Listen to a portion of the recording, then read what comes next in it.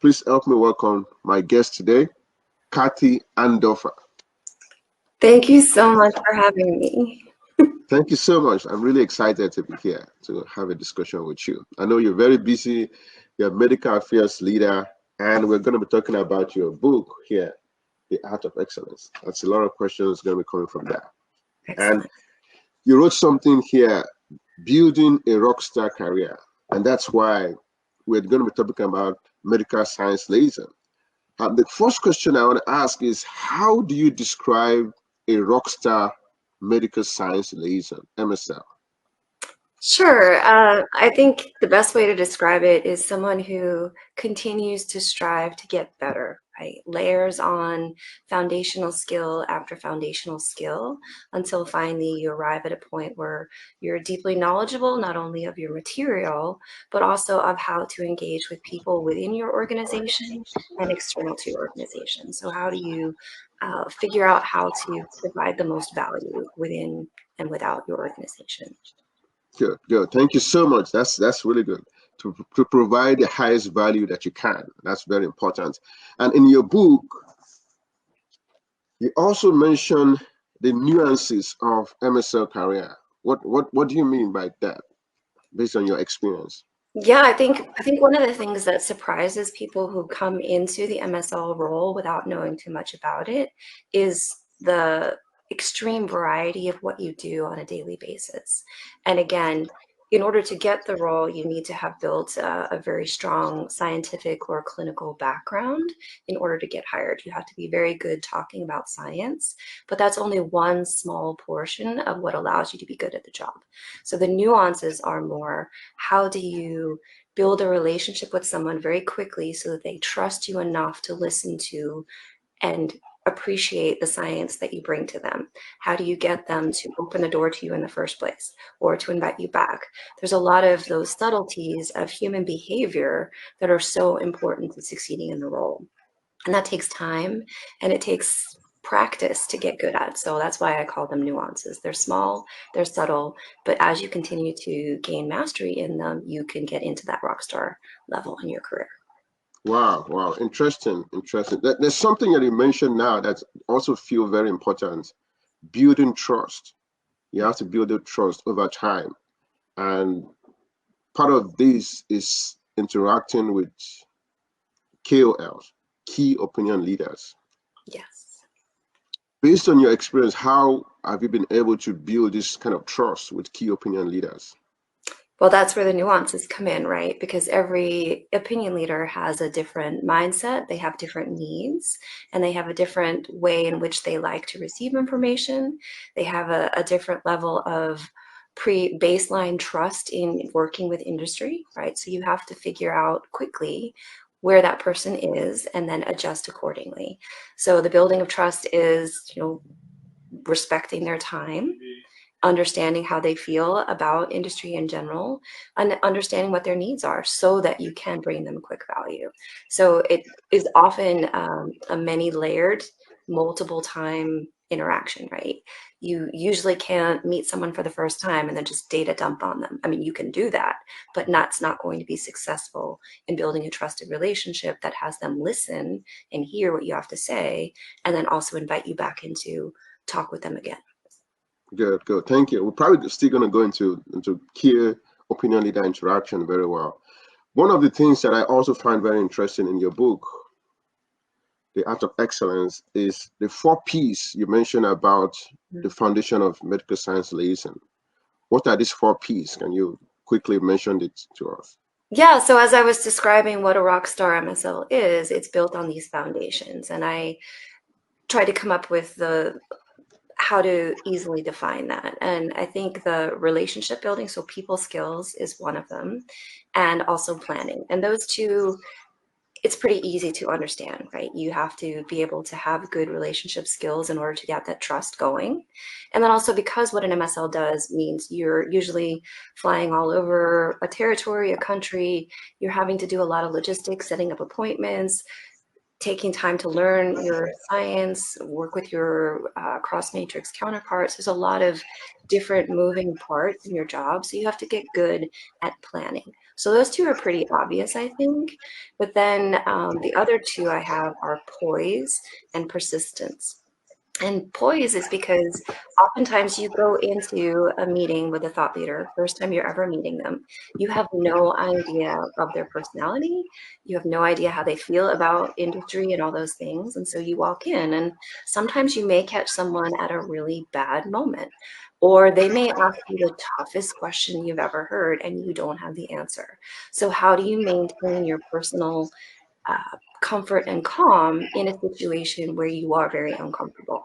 And that's where that poise and the nuance of building your personal poise is so important.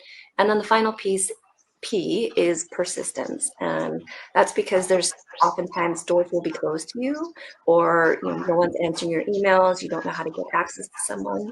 That's a very important person for you to engage with. And you have to keep not taking no for an answer. How do I find a workaround? How do I get creative and innovative in finding a way to get an introduction to someone? Or, there's also big changes that can happen within a company. So how do you continue to persist in your resilience and grow in your job? Wow, interesting. Thank you so much. So looking at these people skills, poise, planning, and persistence, when you first started your journey, and also now that you're a leader now, which one of these come very easy to you, and which one did you struggle with when you were Oh, that's a great doing? question. I would say planning, because I was not prepared when I started as an MSL for that sheer volume of things that I was in charge of. I had come from a big academic career, and I was used to, there's a certain set of things that you do, and but a lot of times you're doing it in the same place and with the same people. So there's a certain routine that you can get into, versus when you become an MSL, you're usually working from your own home. You're now fully in charge of your schedule. Yes, you may have some meetings on the calendar for internal things, but then the rest of it, it's up to you.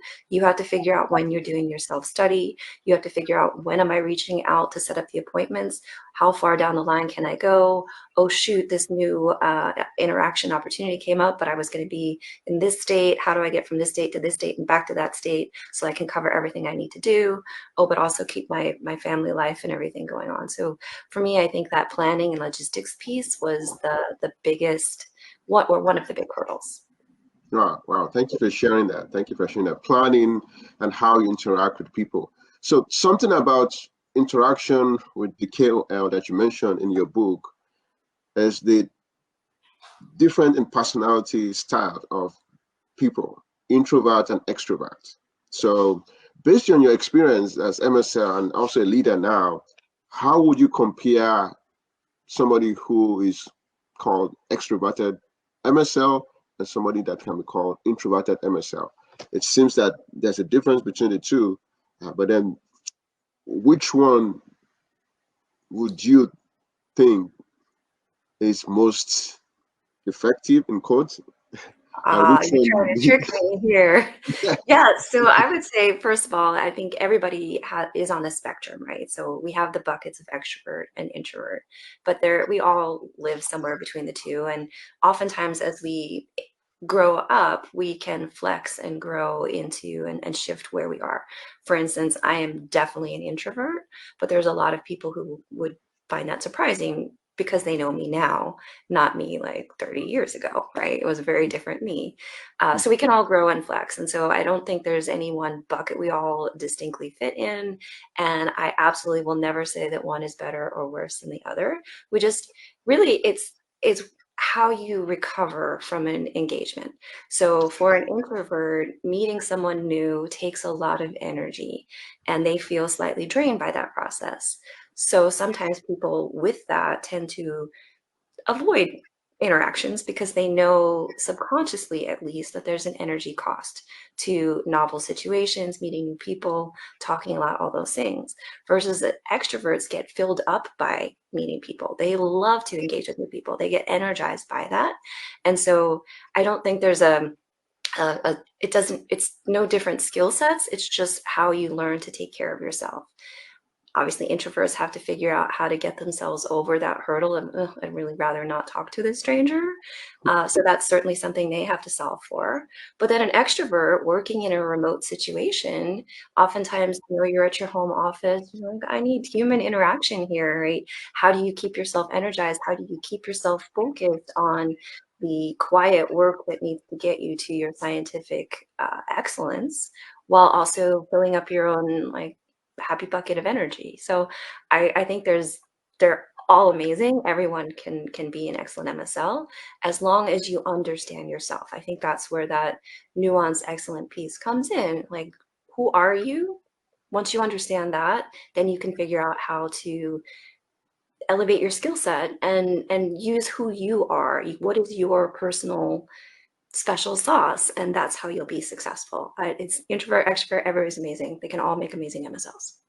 Good, good. Thank you so much. And something that you said in your book that I totally agree with. For MSL, you should expect to have 90% listening to and 10% talking. So that gives introverts a little bit of advantage as regards to that, because extrovert probably just want to talk, and that's not always best for communication. So I agree with you. Yeah, that's a good point too. Yeah. And we have Anna Roselio. Thanks for the opportunity to learn from the MSL career. Thank you for joining us. I'm going to be highlighting a couple of these as we go. So now that we've agreed that there's a spectrum and introvert, extrovert, none is better than the other. Yeah, but for people that are introverts, based on your experience, you wrote about certain things that you challenge them to do in your book so that they can become effective too. So based on your recommendation, which one of them would you came to you easily? Which one of them would you say is the most effective for you as a person? Oh my, well, because I am a recovering introvert, or learning how to step as far out of my introversion as possible, and it's been a many decades long process. I think I've used every one of them. Like, those tips come from things that I have done and used to get out of or to become more on the extrovert spectrum. So I think, again, to me, it's that energy piece, right? Learning that, okay, there's nothing wrong with me. I just happen to sometimes hesitate to go talk to someone new because I know that there's going to be an energy cost, or I'm not that person who's going to walk into a big crowded room and just suddenly everybody knows who I am and I'm their best friend. I will be that way by the time I'm done with the room, but it's not going to happen in the first 20 seconds. I'm one by one, one by five, like a smaller group of people, and just trying those types of tips and tricks. And I think the thing for me is I'm always using my life as an experiment. It's like, okay, I know here's a thing I struggle with. What can I do to make a hypothesis and control most of the variables and see what happens, right? So the tips of I can leave an event as soon as I have done X, Y, and Z. So I have to talk to 3 new people I've never met, and then I can go. And what often happens when I do something like that, I'm talking to 3 people. Now I'm energized, I'm actually excited, and they've introduced me to 10 more people. And now I'm in a place that I didn't think I would be in before I walked in that door. So it's kind of just continuously kind of gamifying my life in a way.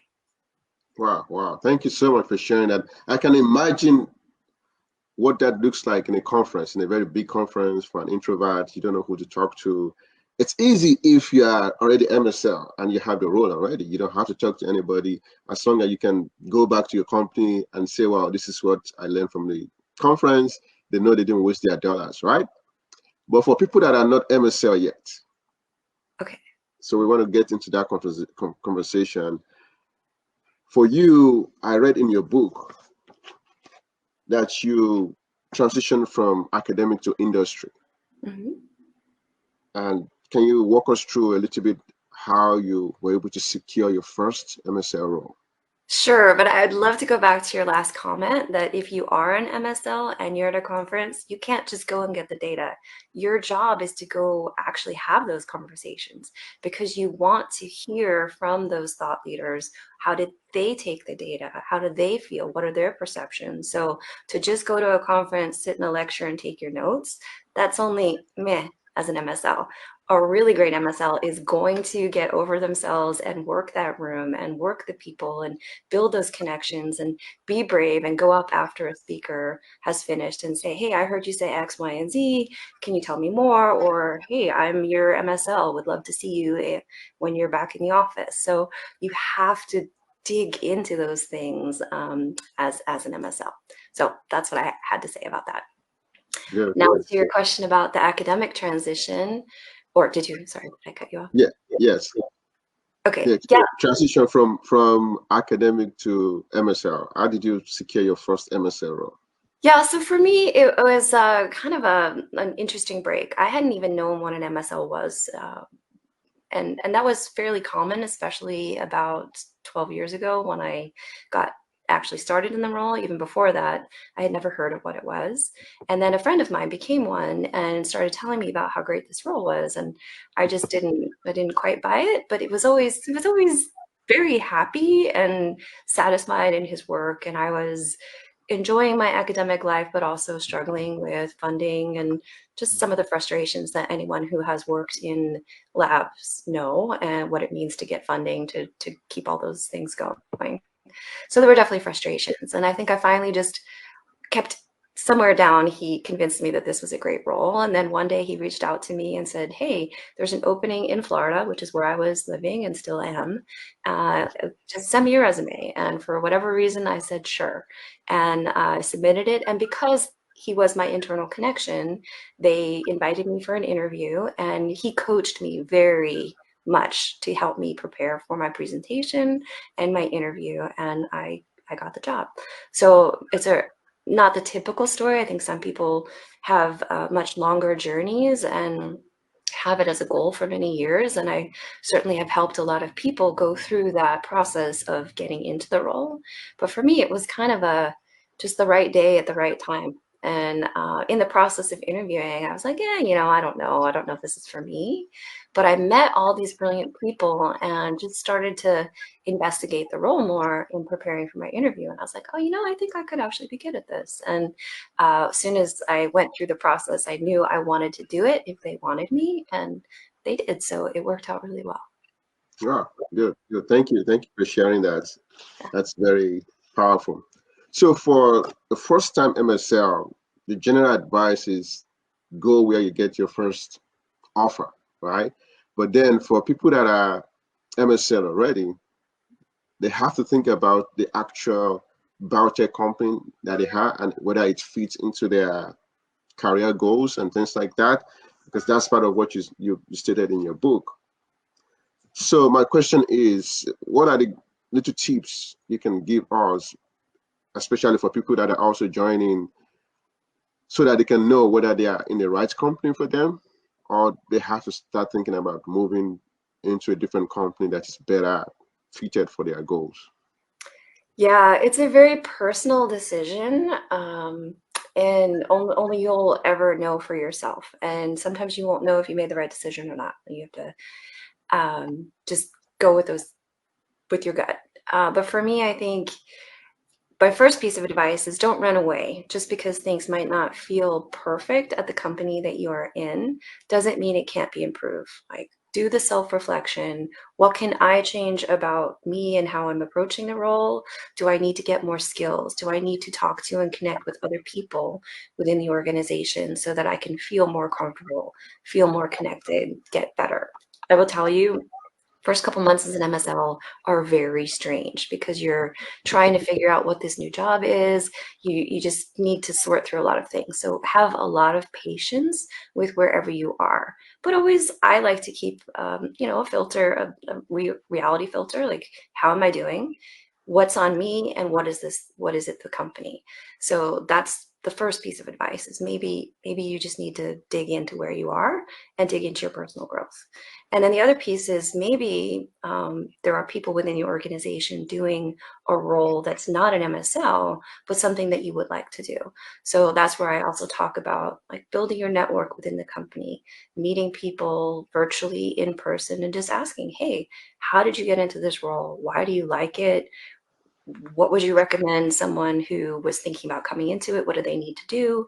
And you may discover that maybe MSLing isn't your favorite role, and maybe there's something else you can do. So I think there's also that as well. And then also, keep an open mind, build your network, learn about other companies, and also think about where you are in your personal life.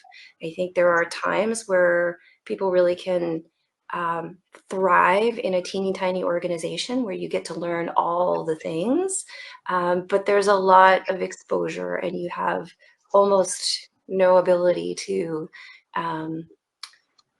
hide, right? In a bigger organizations, not that I'm ever recommending hiding, but there's just a different level of when you're one of 3 people, everything is on fire all the time.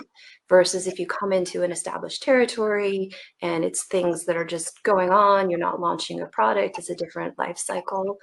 Sometimes people with new children or whatever their life looks like, that's a better fit. They can still bring their best self to that job. It's just a different level of exposure. So, I think you have to do a lot of personal reflection. And I think that's probably what is a theme throughout the whole book is take the time to think about yourself, think about your needs, and just continue to re-explore. Good. Good. Thank you so much. I think we have one of our guests joining. It's a great talk. Emotional intelligence is very important to learn how to read the room and how to listen to what is said and what is not said. And that's very important. Yes. So I can quickly bring up a question from that. So in your own experience, talking to KOLs or interacting within the internal system or external system, are there any situation whereby you felt so strongly that something was said without words and you find out eventually that you were right? Communication without words, you were not sure about it, but then eventually you find out, wow, yeah, I was right. This person just said this thing, but then that's what it meant. I don't know that I have a big aha example of that, but I think that's one of those things that a good MSL experiences all the time, right? If you're sitting in front of a thought leader and you're asking them questions or you're having a dialogue and you're really listening more than you're talking, you can tell when they say something and you're like, huh, okay, what's the question behind the question? Or why did you ask that? Or why did you say that? And you can kind of, if you're in tune with body language and emotional intelligence, you just know that there's something else there. And then if you're good at your communication, you can just ask them in a way that isn't confrontational, but just like, hey, I sense that there's something you're not saying. What are you not saying? And I think sometimes we can be much more direct in our conversation than people do. And if you do it in a authentic and kind, gentle way, people will give you so much information if you just create the space for them to do so. Wow, good. Thank you so much. There's something you said in your previous answer, getting to know people, interacting with people when you find yourself in a new organization. And in your book, here you said something, one of my favorite quotes on career advice is life is a contact sport. Mm-hmm. Life is a contact sport. What does this statement mean to you? Yeah, so this book, that quote is also the title of a book. And one of my dear friend mentors in the medical affairs space, he mentioned it to me a long time ago, and I thought it was such a great title because it encompasses what I believe MSL life is. MSL life is a contact sport, meaning that we are always needing to engage with people. It's literally our job, right? We're supposed to go out and engage with the thought leaders and the healthcare community in whatever therapeutic area we're in. And we also need to engage with the people inside our organization. If you're in a commercialized organization, you absolutely need to continue to network and build relations with your commercial colleagues, either those in your regional territory or those at the leadership level and everything in between. You need to be working with your HUR counterparts. And there's so many different people within an organization that the more contact you have with them, the more social capital and network that you'll build. And that will help you, first of all, understand your job better. And again, to that value piece, the more you know who you're working with and for, the more you understand what they need, and therefore the more value you can bring them. Wow. So communication is very important. Yes. So specifically in your book, you said ask people in your organization to recommend names and see if they want to introduce you to those names that they mentioned. Is there any personal story you have around this as to when you actually did it, or when somebody else did that, and what the results eventually led to? Yeah, so actually this was a piece of advice that was given to me by a coworker. We had been working in a very small dermatology startup company, and we got acquired by a massive pharmaceutical organization. And coming from our, we were about 200-ish people going into this 80,000 plus organization, not really even understanding the structures, all those different pieces, it was overwhelming. And she recommended, hey, when you come in, like, meet people and then ask them, hey, who are the other 3 people I should get to know? And by using that, then you're not just throwing spaghetti at the wall in order to figure out, like, oh, I'll just talk to everybody. Can't do that with 80,000 people, at least not effectively at the start. So build intentionally. One person that you've been introduced to because you were working with them, they can introduce you to 3 more people. And then when you talk with those 3 people, they can introduce you to 3 more. And now you're building an intentional network versus just anybody. And so I did that when I started at that very large company. And I thought it helped me feel very comfortable within the organization and start to understand the structure and just how they were very quickly. Wow, thank you so much. Thank you for sharing that. That's very powerful. So still within that context, as another advice you gave in your book, sometimes you may share a connection, but you may not share similar sentiments about that particular connection. Any example? I see that you're smiling a lot. That Well, comes it's to mind. just, like everybody in life, we all have our different opinions about people, and I tend to have very positive opinions about almost everybody. It's just sort of my default state. But every once in a while, say you're at a congress and you meet someone that you know who knows someone else, and you're just chit-chatting, oh, so-and-so, oh, blah, blah, blah, I think they're great. And they're like, da, da, da. So it's just always to have that lens of not everybody has the same sentiment about people. So just to sometimes be like, oh, I know him too, and then see how they feel and then move, from there. Okay, good. So that smile means you're not going to give us a personal example. Oh, heck no. Thank you. Thank you so much. So, I mean, I think this is a very clear truth about life.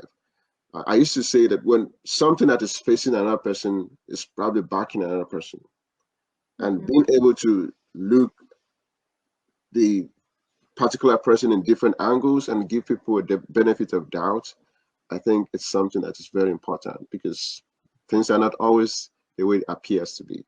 That's the truth.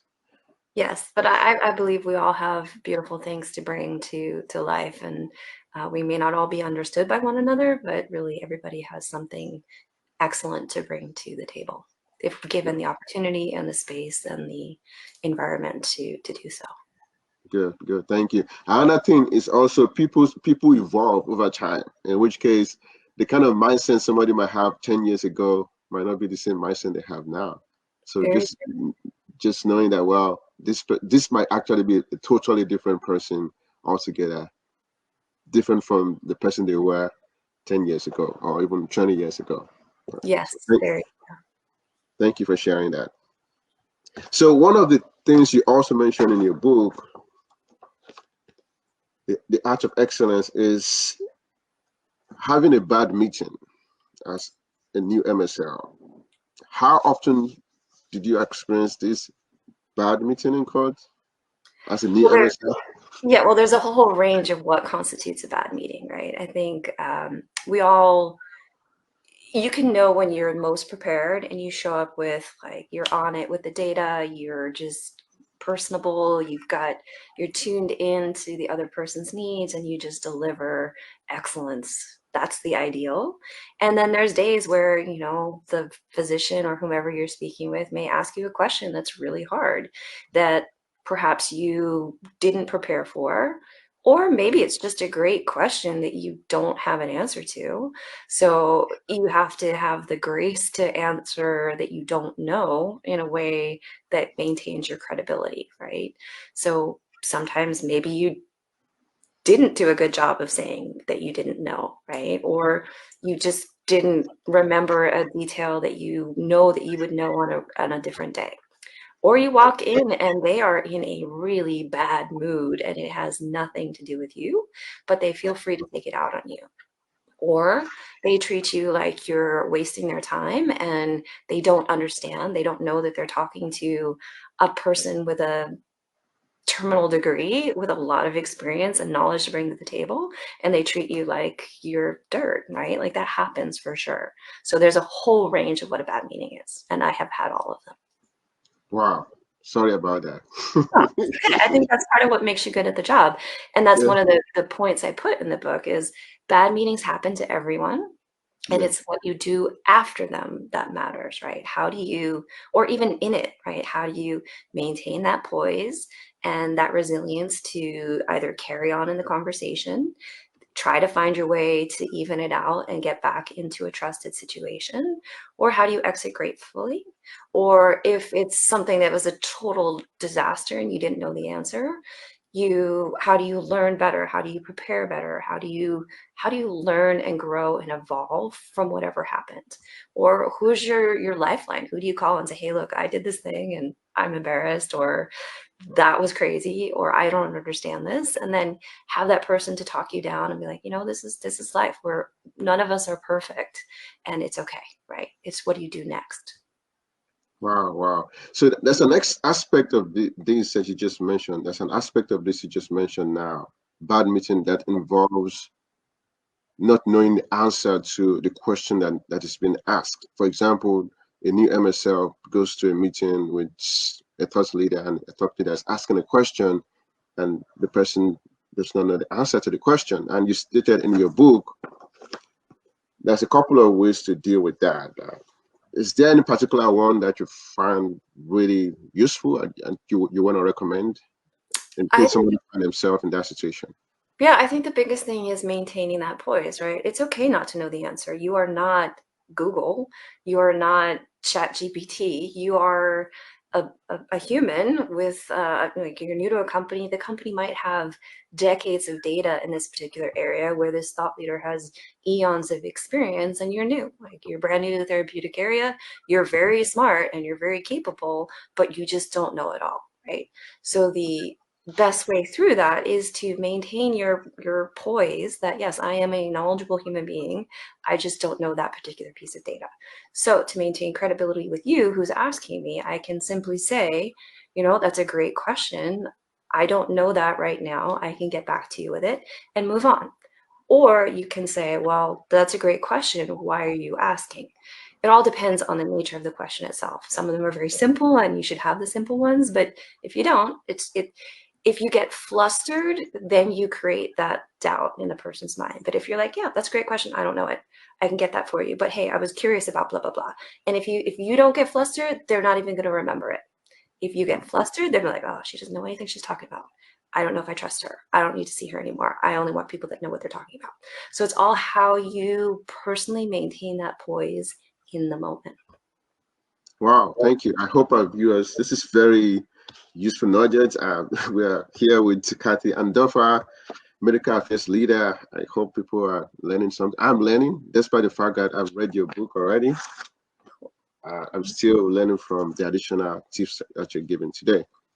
One of the things that I also find interesting in your book for new MSL is the fact that they can choose the option to request their manager to to ride with them to a particular location when they are seeing a thought leader, maybe for the first time. So my question is, how many of these kind of ride is available for MSL before they start thinking, well, this person probably don't know what they're doing? How many times can you request your manager to ride with you, and in what situations? Oh, well, it completely depends on the organization, but I think any good manager is happy to come along with their team members as often as they can, right? It helps them stay attuned to the field insights as well. It helps them understand the needs of their individual MSL. And I don't think any manager would see that as a weakness. They would see that as a strength. Thank you for welcoming me in. And there are some organizations where like the manager has to come, like they're going to be coming with you once a month, once a quarter, whatever the particular organization looks for.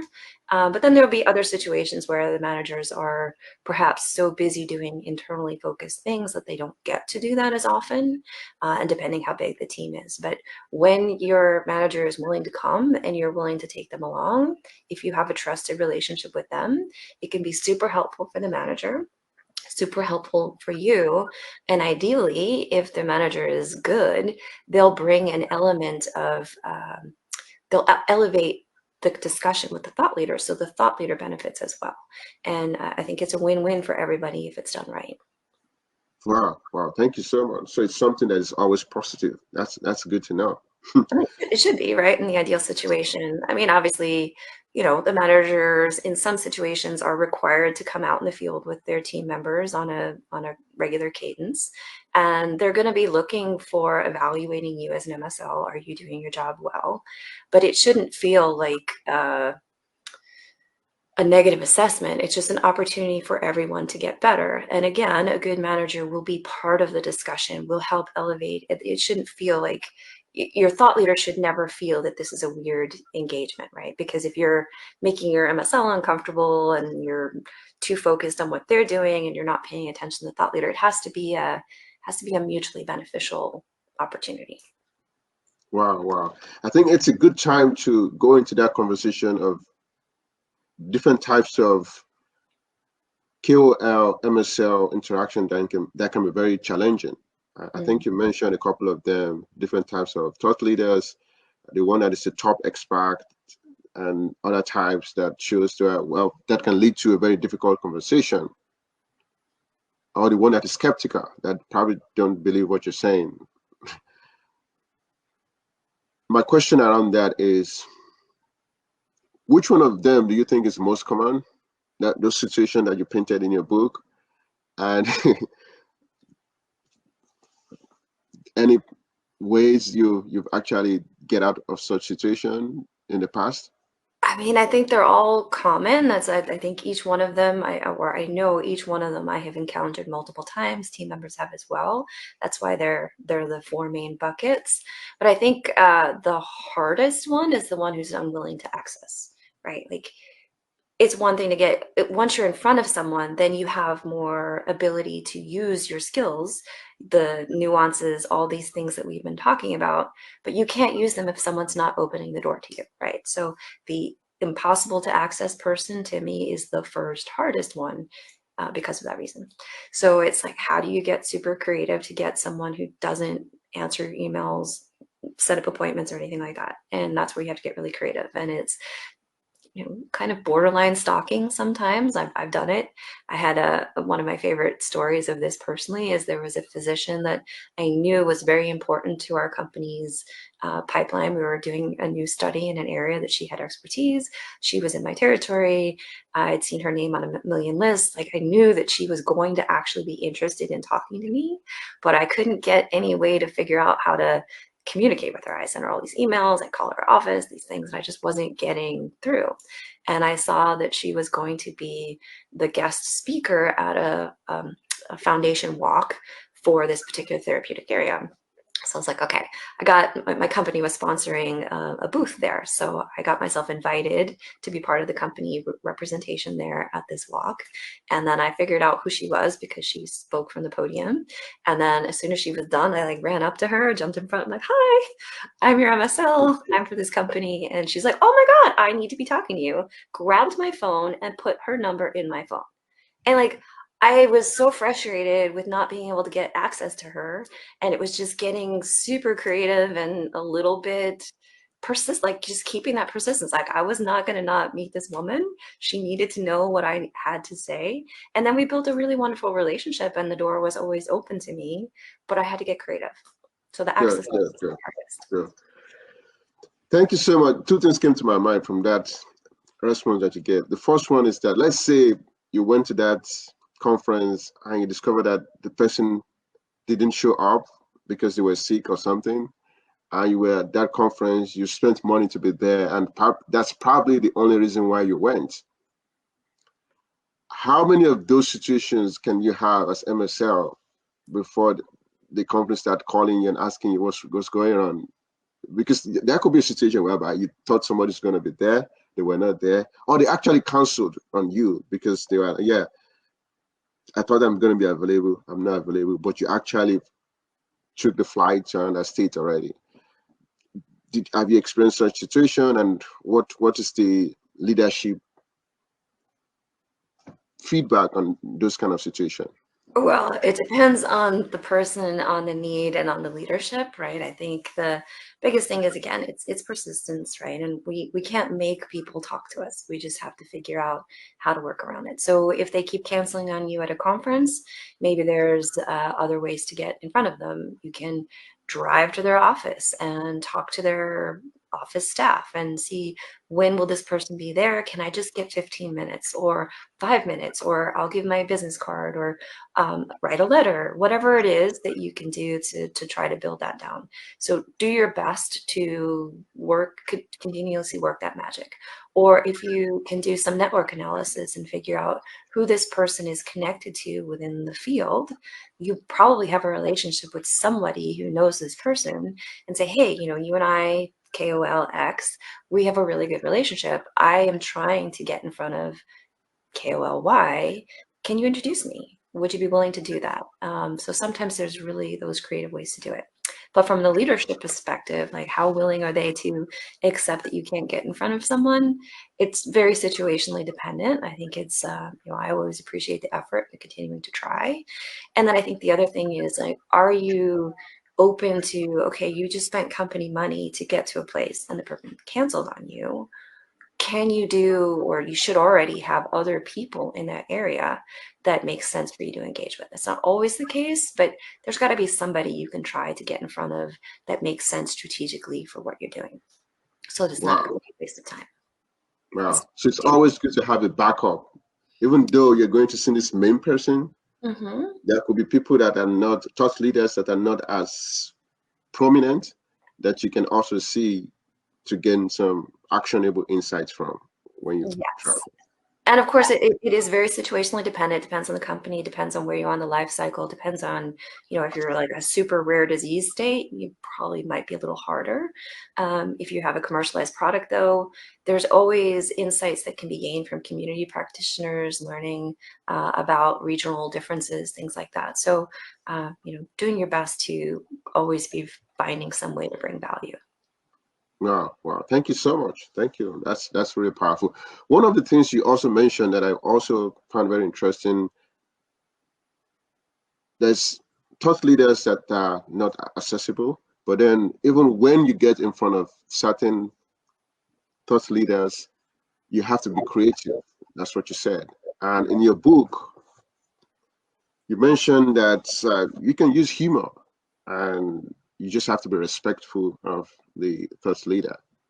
That's an example. Any situation that you used that and it went well, or is there any other technique that you've used in such situation that you find out, well, I think this thought leader just probably have a wall, and in order for you to get beyond that wall, you have to use certain techniques.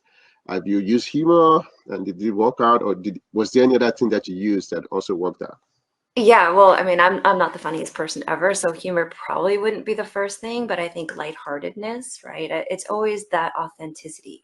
For me, I think when you show up in front of someone and you're authentic and you can hold your poise, even if inside you're like dying, oh my God, I'm so nervous, this is crazy. But if outside you show up as like, hey, I belong here, I am your intellectual peer, right? Like we're here to have a scientific conversation. I am smart enough to be in this conversation.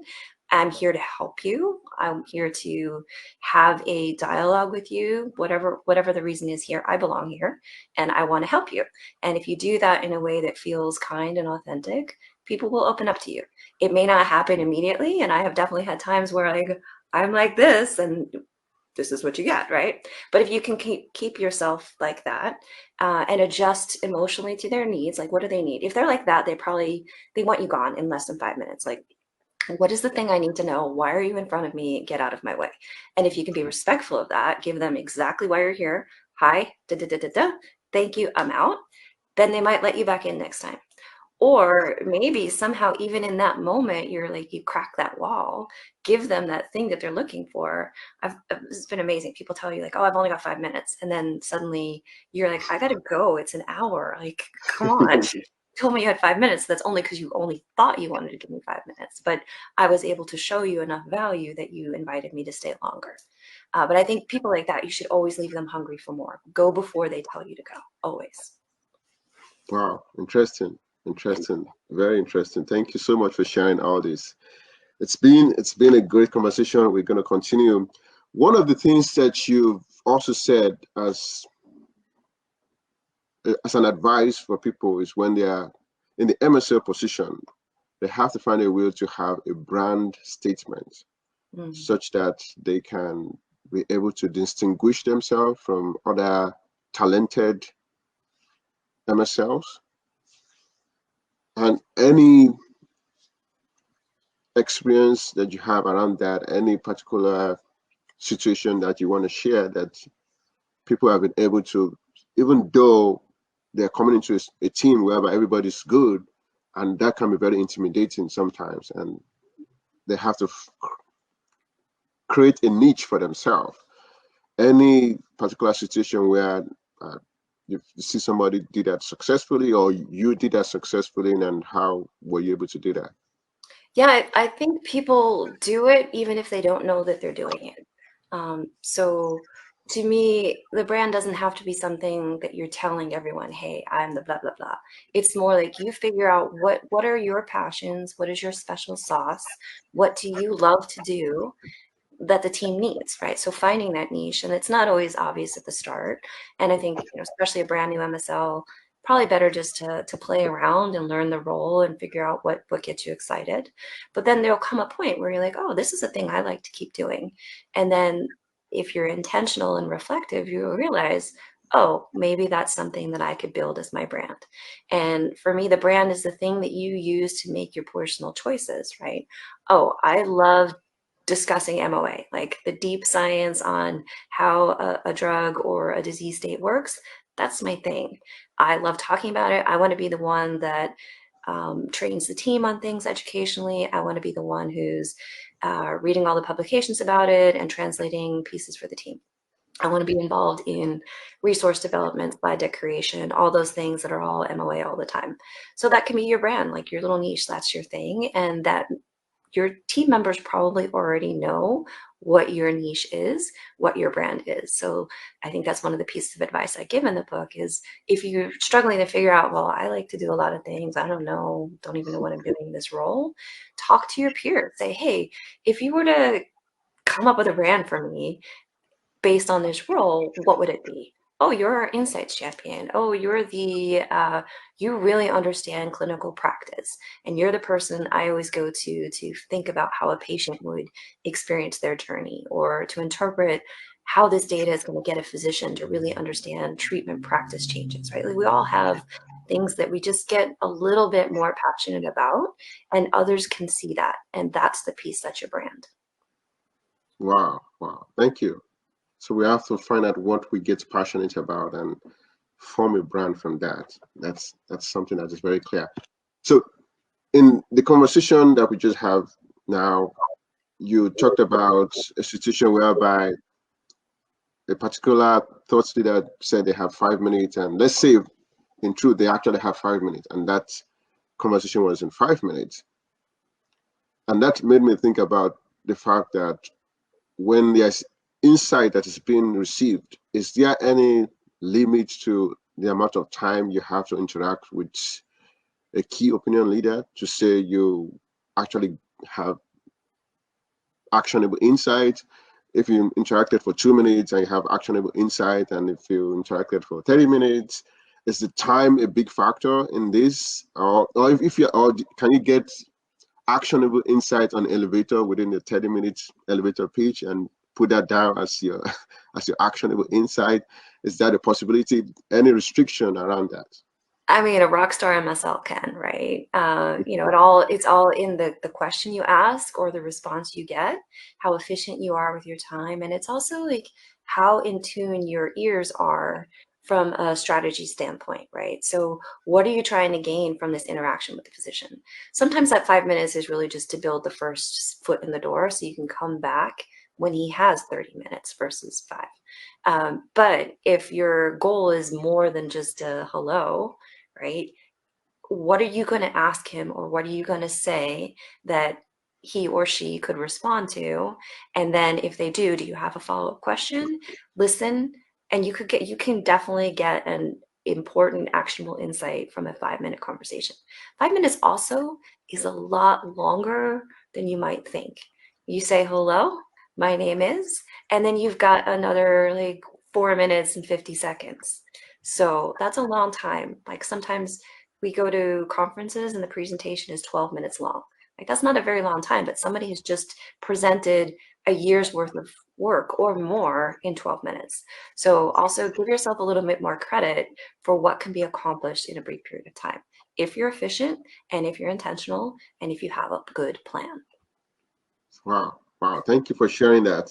So still in that line of having a conversation with the KOL, you said you came up with something that I've never heard before, the power of 20. Oh yeah. How did you come about, and what's the meaning of that?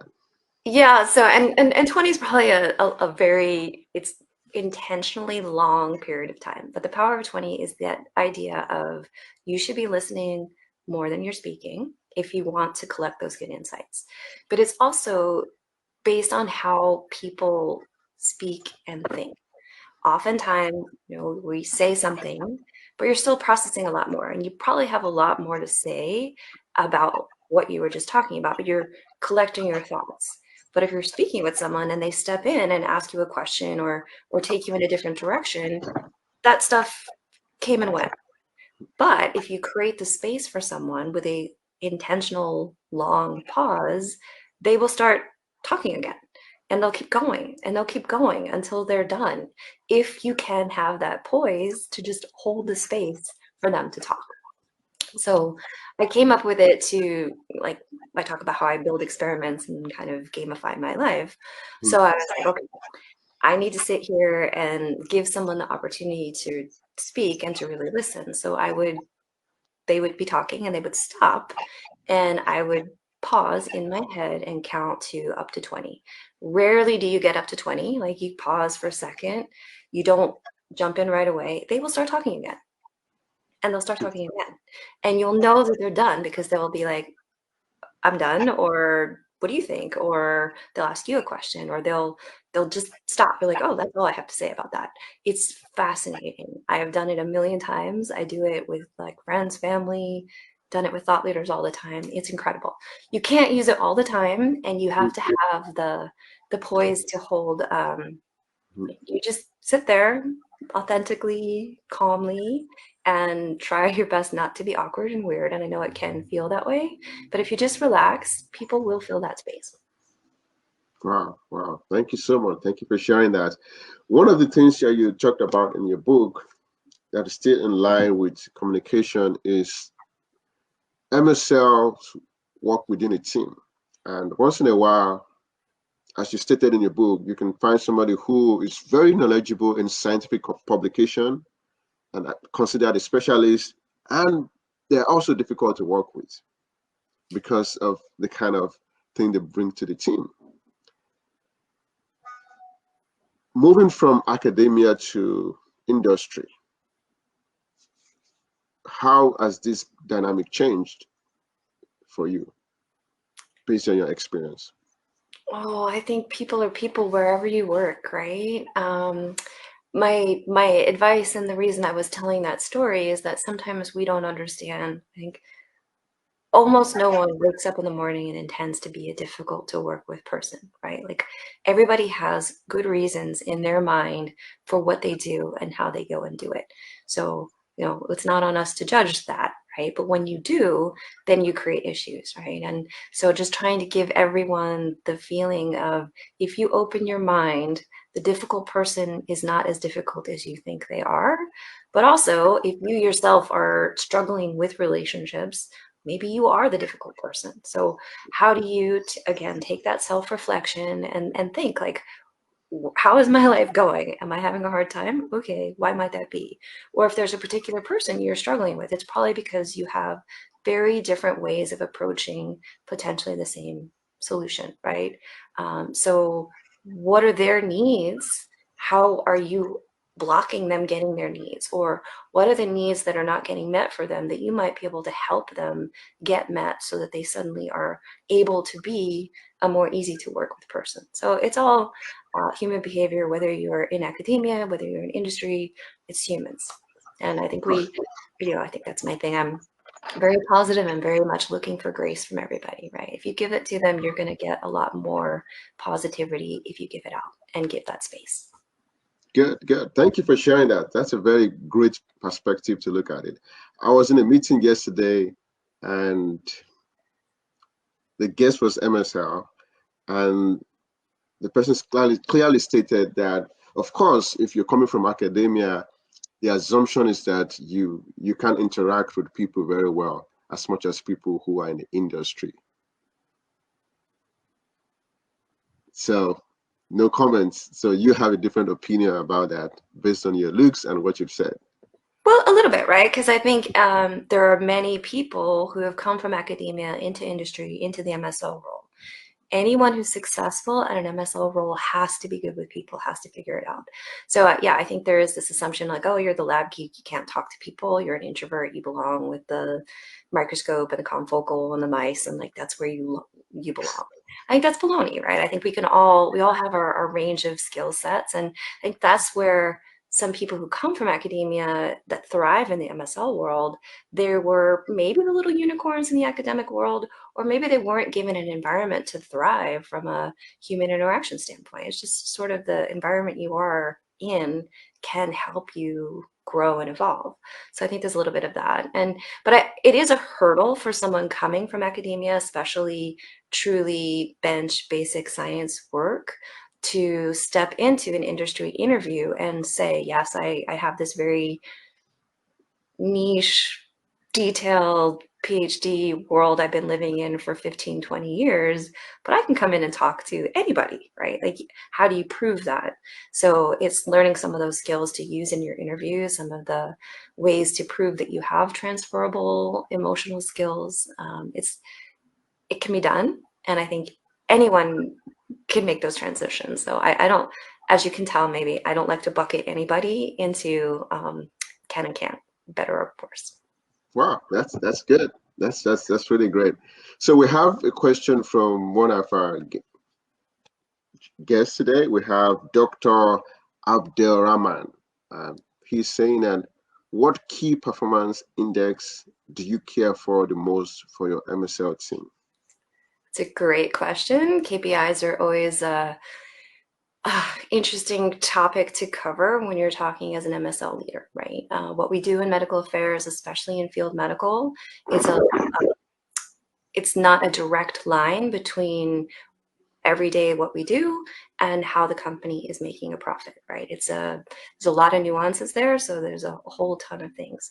But for me, I think my personal preferred KPI is insights, right? Because that's that bi-directional sharing of information. MSL stands in front of a thought leader, is able to have a conversation, scientific exchange, but they're using their ears and their brains, and they're pulling back information that will help the strategy of the company. So they have the potential to make a very direct impact on where we go as an organization, whether that's something as simple as a new educational resource or new something else that we train the team on, or is it something bigger that's going to lead to a new data generation idea, or discovering that, hey, this marketing strategy that they have is definitely not landing and we need to reevaluate that looks like. So I think there's many ways that the insights that they gather can have a direct impact on the company. So to me, those are the most important KPIs. That said, obviously, you need to have interaction metrics. You need to know if you're not out there numerically, you're not making an impact. But at the same time, you could have a lot of interactions, but only 2 of them are actually getting you anywhere well. Or you could have an MSL with fewer interactions, but has super quality, and they're really having a big impact on clinical practice. So I think there's a lot of different ways. But for me, it's quantity, but it's also quality. And the biggest quality piece is the insights. Insights. Good, good. Thank you so much for sharing that. Thank you for sharing that. Then we also have another question from Dr. Suwana. She's suggesting, what about trying a pause for 5 to 10 seconds instead of 20 seconds in the beginning? Sometimes it can be awkward to have that pause. What do you think? Absolutely. I think whatever you are comfortable with, build yourself up to it. But I'm telling you, and again, I think people will start talking before that 20 seconds comes. It's just, and like, I don't count anymore, and you don't have to count in your head, but it's just that idea that some length of time that feels too long is the window in which people will definitely say something. Wow. But yes, 5, 10 seconds, 3 seconds, just any way that you can have to remind yourself that silence is okay and someone else will fill it. Because as uncomfortable as you are, they are too. But they also, and it's not to be used every moment of the conversation, but if you asked a good question and you can tell their first answer they were interested, but maybe their body language is like they're not quite done, tune into that and then just make the space for them, and they will keep going. And there'll be a burst, and there'll be another pause and another burst. And I'm telling you, you will get to the point where they're like, that's all I have on that, or what do you think? Trust me. Try it with like a family member. Wow. What do you think? People always think something. Yeah. And that's what Facebook asks us anyway. What's on your mind?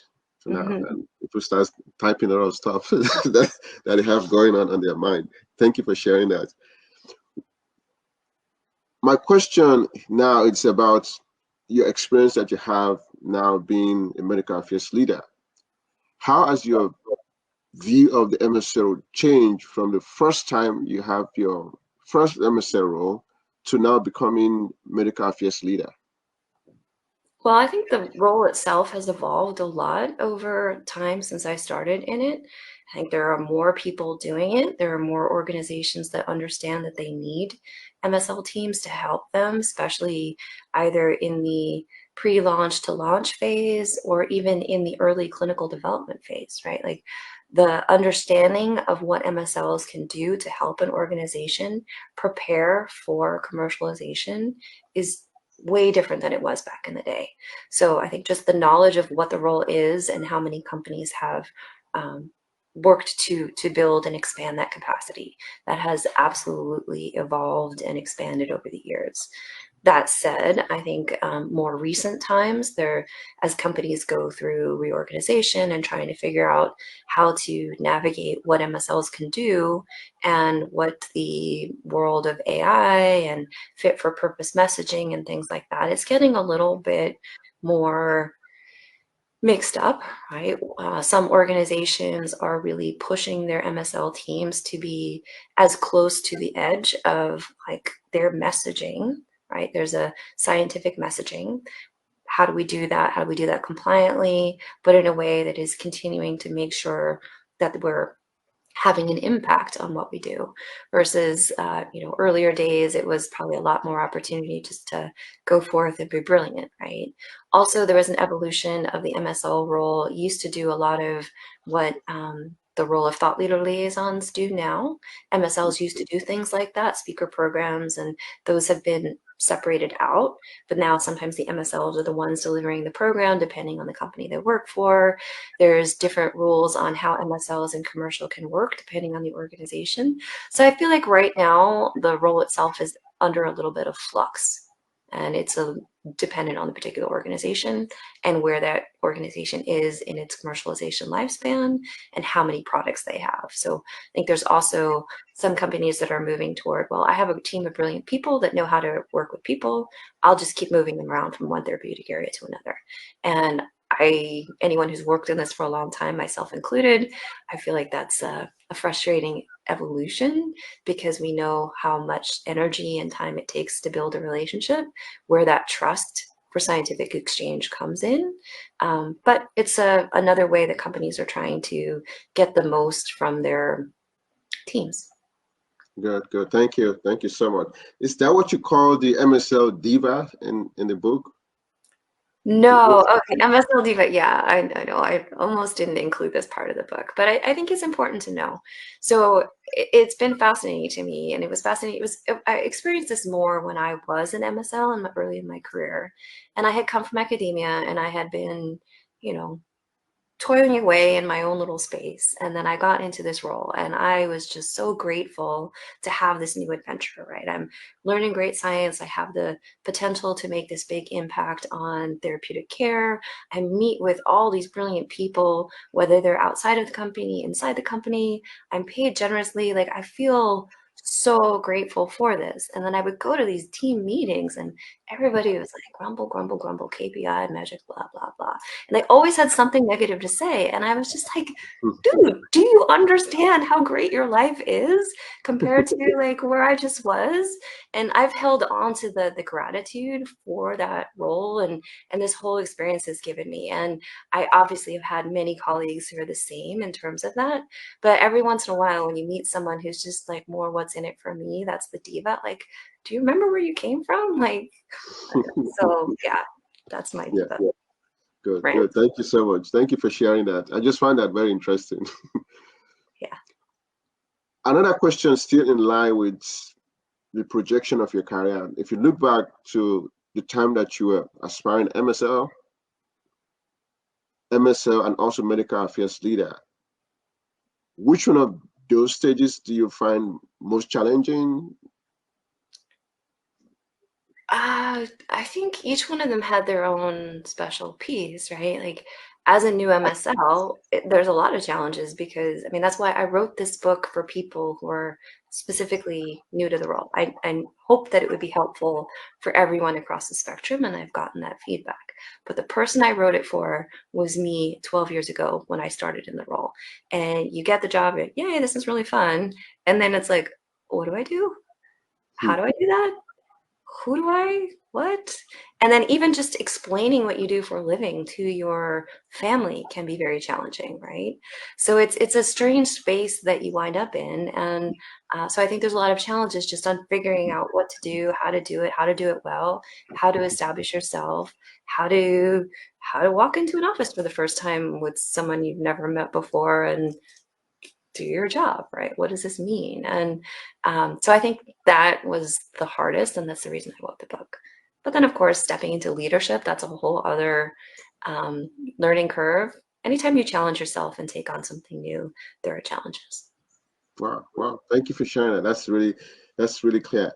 You said something about meeting people and things like that, which now we get into the less intense questions now because we're moving towards the end. When you meet people for the first time in a conference or in office settings and things like that, what are the things that comes to your mind? What do you really want to know about a person? What are you curious about when you meet somebody for the first time? Oh, well, I hope it's obvious that I love people. I adore people. I think everybody has something interesting and unique to bring to life. So I'm curious to know, like, who are you? What motivates you? Why are you here in front of me at this moment? How did we come to cross paths? What are you worried about? What are you excited about? Like, what's your special sauce? What's your brand? How can I help you too? I think that's one of the questions I really want to know nowadays. Probably also even as an MSL, right? When you're in front of anybody, like, how do I bring you value? How do I help you? That's really at the essence of all of this. Wow, wow. Thank you so much. Thank you. And that's why you're here. You said yes to my invitation anyway. So really appreciate that. So one of the things I also find interesting in your book, The Art of Excellence, you said for my first year as MSL, I would forget to pack at least one important item per trip. Yeah. Is there any one that you can refer to that that was really challenging or quite embarrassing for you? Oh yeah, I mean, anyway, it was fascinating to me because I would be like, okay, I got all my things, I'm ready to go, and then you get to the hotel and you're like, oh dang, the toothbrush. Toothbrush happens a lot. That's an easy fix though. But I did it once where I forgot to pack a hairbrush, and I was up in the morning, just enough time to get myself ready to go. I was meeting a peer who was going to take me on a territory ride, and I didn't have enough time. I didn't have a comb, and I had really long hair at the time, so that's a how do we solve this problem? So fixing things like that. And then, yeah, I have, this is an embarrassing one, but I went to a multi-day conference at an offsite place that was kind of remote and forgot to pack extra underwear. So every night I had to wash my underwear, and that's what I did. So, things like that happen. Wow, wow, interesting, interesting. Thank you for sharing that. So another question around that is, what is your recommendation on time management? And how did you create time to write your book, even though you're a medical affairs leader? How Yeah. can somebody who wants to do the same thing that you did, how would you help them to be able to do this? Yeah, well, maybe it goes back to what we were talking about with there's more in 5 minutes than sometimes people give credit to. So I think respecting each of the blocks of time you have and being intentional about what you're going to do with them. And specifically for writing the book, I get up early, and I specifically got up early during the time I was writing the book, and I would give myself 15 minutes, at least 15 minutes. You have to write something. It doesn't have to be good, but you got to like sit down and write 15 minutes a day. And then I would use my weekends or vacation time off to like do more deep writing. But for the most part, you would be surprised how much that compound effect of 15 minutes a day, that's many, many hours of writing. And sometimes people talk about, oh, I went off and hung out in a secluded cabin for a month and I wrote my magnum opus. Like, that wasn't an option to me. I have a big, full life and I wanted to do this. And so it was just an important thing. And I carved it out in my 15 minutes installments, but created routines that would get me up and doing it and feel good about it. So I think Wow, if you want to do something, you'll find a way to make it a priority. wow, thank you. It goes back to something that we don't like, routine. Doing Yeah. something consistently, we can't get out of that. So one of the things I also want to hear from you is, it seems that your career progression is really great, and that's something that a lot of people look up to you for. But then at some point, do you ever look back and say, well, maybe I could have taken a different decision at that point? If you look back at your career, anyone that you think about? Oh gosh, I mean, I think now that I am where I am, I don't think I would change anything. But I will say in the middle, there was a lot of times I was like, why did I change? Why am I moving? What am I doing? Right? I think we can all do that. And it's natural, it's human, because you'll never know where that other path would have taken you. And you only know what you know now. That other path could have been worse, or it could have been better, and you'll never know. But yeah, midway through my career journey, I was like, I changed a lot because I'm just a naturally curious person, and sometimes opportunities would come in front of me, and I'd like, yeah, let me try it, or let me explore and see, and then suddenly my life is off in a totally different way. So certainly early in my career, I wished maybe I had stuck with one single therapeutic area to truly dive into.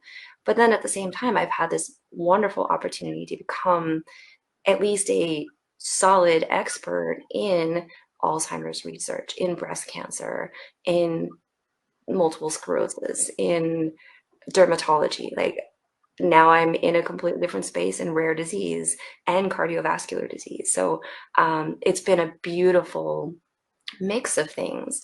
But earlier on, I was like, oh, if I just put the energy into one thing, then I could just be that professor in the ivory tower that I once upon dreamed of. But instead, I've chosen to sample deeply from multiple wells.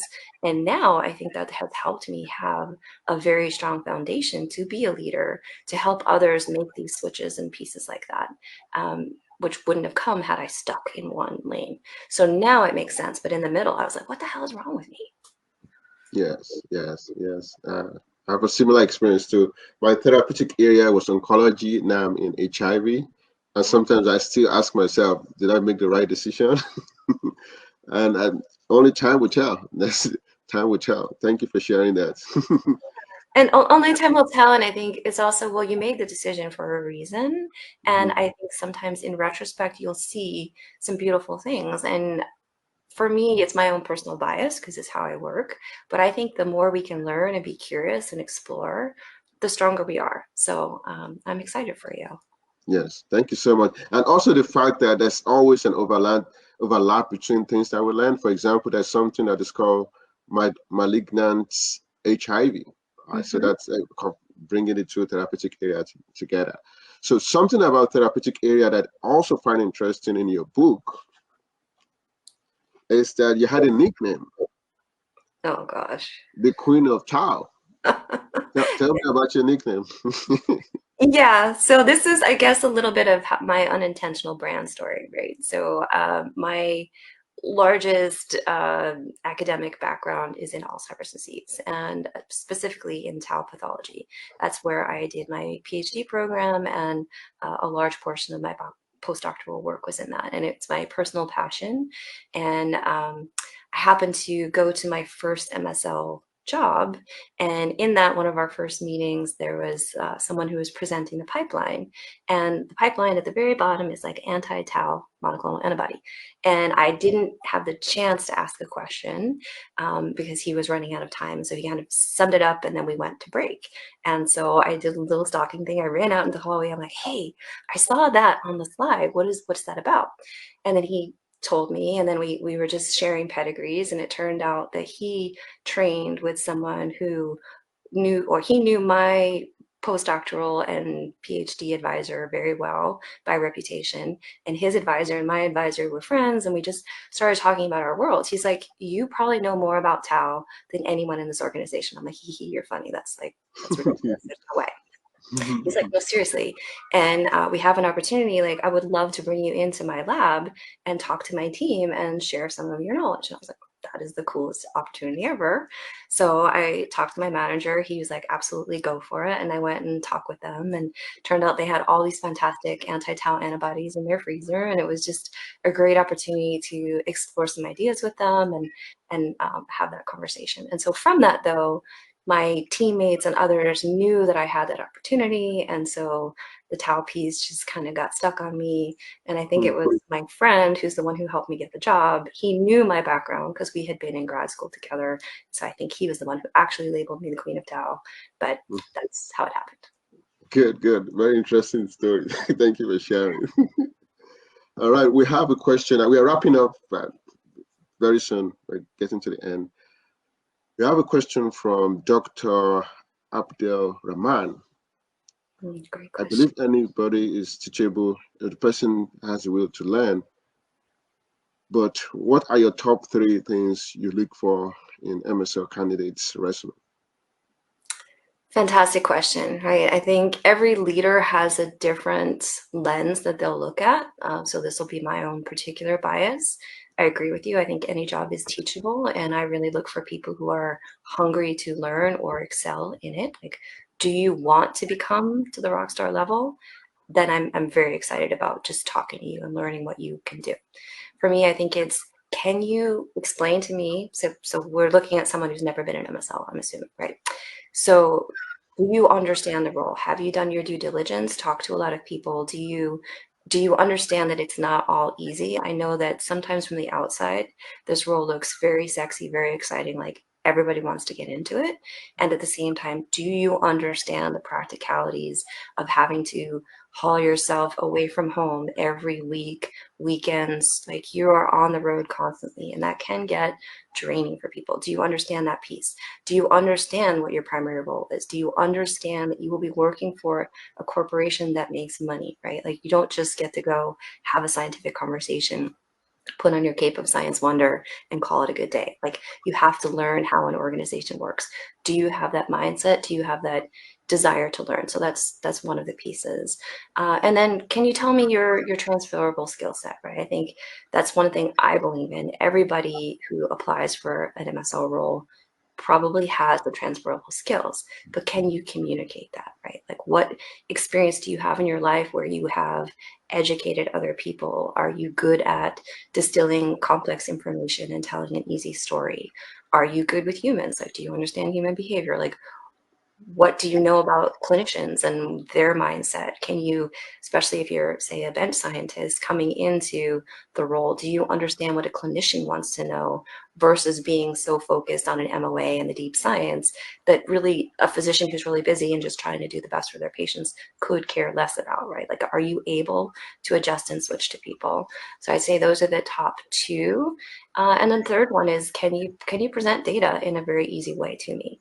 And can you navigate potentially a short conversation and convince me that you're the person who is hungry and capable and excited? And I think that's also that agility piece. Are you able to come into the role, say you come into the role and the company is working on a therapeutic area. You're like a month in the job and someone says, oh, sorry, we're no longer working on that. Something's gone wrong. Whoosh, you're now doing this. Are you able to have that mindset switch? So I think those are probably the three most things. Are you resilient and agile as well? Wow, wow. Thank you for sharing that. That's very powerful. I hope our viewers are learning from that, especially the aspiring MSL from what you just shared. And these are all stated in the book that we have here. So we're getting to the end. Something that you stated in the book is that the relationship you had with your doctoral mentor, Dr. Peter Davis. Can you tell me something about that? Oh, he was just wonderful. I know not everyone has the same experiences in graduate school. I was extremely fortunate to work for this incredible mentor, Peter Davies. He was world renowned in the tau biology space. He was one of the earlier voices talking about the importance of tau in neurodegeneration and its role in Alzheimer's disease as well. It was not a very popular opinion at the time, but he was his data was strong and he was able to continue to put forward information, and over time that hypothesis has had a resurgence of interest in it and exploration therapeutically.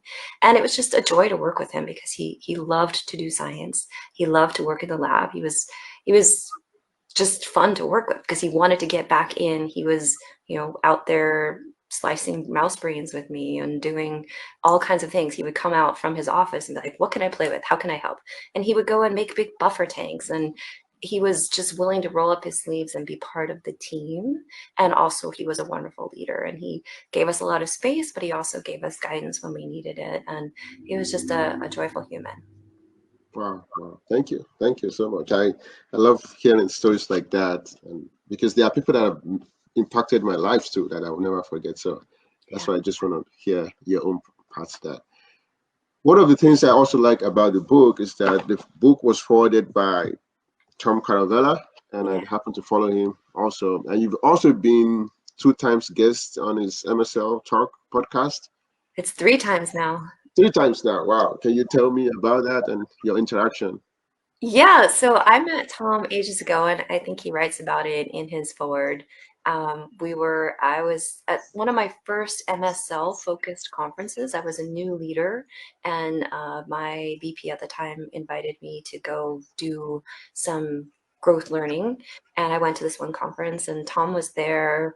I think it was the only booth that was at this very small little conference. And he was standing by the table, and I was like, hey, introduced myself. And he's so personable and easy to talk to. We became kind of fast friends, and fast forward through many different interactions. And I was an early guest on his podcast before it was the podcast, MSL Talk. And we've just been in touch. He's one of my if I'm ever feeling down and unsure about things, I know that I can talk to Tom and he will just fill me up with like, you got this, it's all good, like everything is good.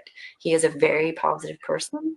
He's very intentional about personal growth and mastery. And so I love talking with him, whether it's actually where others can hear on a podcast or if it's privately offline. Wow, wow. Thank you for sharing that. We finally came to the end. At this point, can you tell our guests anything, any last words you want to share to our viewers, guests, aspiring MSL, or medical affairs leaders like you? Anything you want to share? Sure. Well, I mean, thank you so much for the invitation. You know, this is literally the first time I've met you. We had no preparation for what we're going to talk about, so it's been a really engaging hour and a half. I hope everyone has learned or grown or enjoyed our conversation. I certainly have. I appreciate the great, thoughtful questions. And, you know, I think my advice for the aspiring MSL is to really dig into that. What are your transferable skills? Use the network. The wonderful thing that I have learned in this space is that people in medical affairs, MSLs especially, are often so willing to give back. Everyone will open a door, they'll do what they can to help you.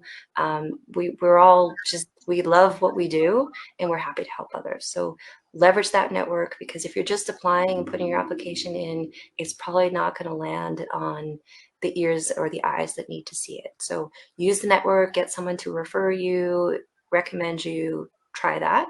And then, yeah, do everything, prepare to show that you are personable, that you're excited, and that you have the skill set and the understanding of how to bring fast value. That's how you'll definitely get there. Sometimes it takes a long time and you have to get really creative about how to get your foot in the right door, but it will happen. Everyone who is in this role didn't have it before. So even though the experience hurdle is a big one, it's still something you can overcome. So keep going, it's gonna happen. And the other one is for actual new MSLs or any MSL. I mean, I think read my book and that's everything you need to know. And yeah, for leaders, that's probably that's gonna be my next book. Good, good. Thank you so much. Thank you so much. And I quickly have to say this. My first MSL discussion was with my mentor, Jeffrey Lichika from AstraZeneca. Okay. My second was with the CEO of Medical Science Liaison Society, Okay. Dr. Diaz Hammer, and you had a third one.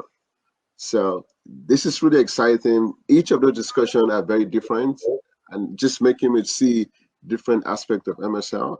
Now I can almost say I know a lot of things about Medical Science Liaison, thanks to you and every other person that I've said yes to my invitation, and also writing an awesome book like this. This is the second book I'm reading also. The first book was from the CEO MSL Society, and the books are very different. So if you have read that, don't say you don't want to read these, because they're taking things from different angles, and that's what I really like. Discussions are different, and I've learned a lot from you today. All right. Thank you so much for accepting my invitation. I know you're a very busy person, and even talking to an aspiring MSL is something that most medical affairs leaders don't want to do. So even saying yes, it's a lot. It means a lot to me, and I really appreciate you for that. Thank you so much. Well, thank you. It's been wonderful. I appreciate you too.